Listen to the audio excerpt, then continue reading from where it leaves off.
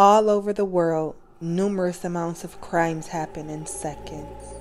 Some willingly partaking and some unknowingly. But we will never stop spreading the word until the criminals are captured. Midday, we are learning more about the elderly man recently arrested in connection with a cold case murder in Waikiki. The 77-year-old man is a former Nevada Deputy Attorney General. At this hour, Tudor Chirilla Jr. remains behind bars in Reno, Nevada without bail. He once ran for the Nevada Supreme Court and is a longtime attorney in the Reno, Carson City, and Lake Tahoe areas. Honolulu police say DNA evidence links him to the deadly 1972 stabbing of 19-year-old Nancy Anderson in Waikiki. Now, in March, police say they used a DNA sample to identify Chirilla's son, the biological child of a DNA sample found at the crime scene. After police collected a DNA sample from Chirilla earlier this month, they say he tried to commit suicide. Chirilla will be extradited back to Hawaii to face that murder charge. This right here is the definition of you can run, but you can't hide. You can get by, but you won't get away.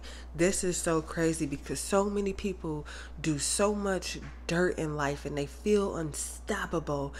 And they just continue to do it and they thrive off of the thrill of it.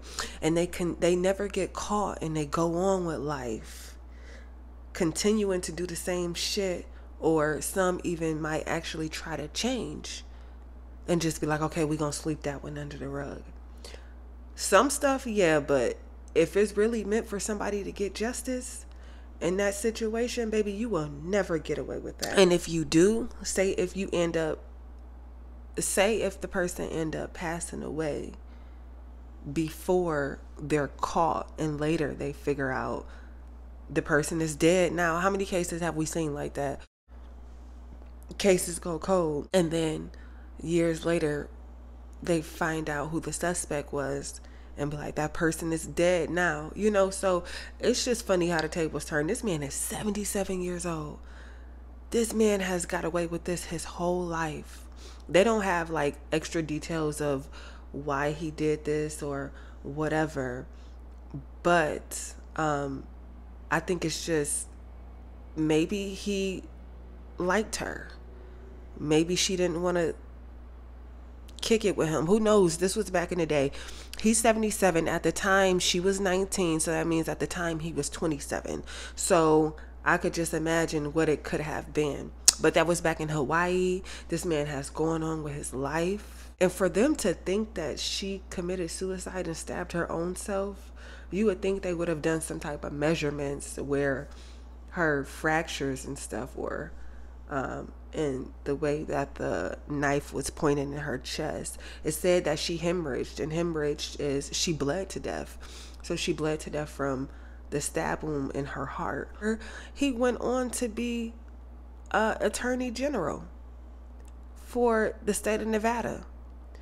He's traveled. He's done so much stuff. Now he's in his old age, 77, thinking he's just finna rest and relax while he's retired before he died. And nope, they had a knock at your door. That's crazy. When that situation come hunting you, they went and got this man's DNA and it was him. Somebody gave a tip and said he tried to commit suicide after they got his DNA because he knew it was true. So like I said, you can run, but you can't hide. You can get by, but you won't get away. Watch what you put out into the world. Watch what you do to people. Watch what you say to people. Because at the end of the day, that shit is real. It will come back on you. Now, he's left to rot in jail. And which really, with him being 77 and going in there, his mindset is not capable of taking that incarceration. Come on, now that's an old man. He wants to be at home in his rocking chair watching his TV. You're 77 and you're just going in. I don't even give it a year. He'll probably be done with from depression. Anyway, like, comment, subscribe, share. Until next time on Crime Stories with Nina, #CSWN.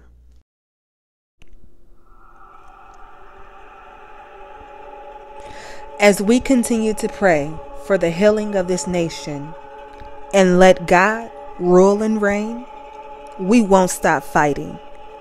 Because most of all, we want justice.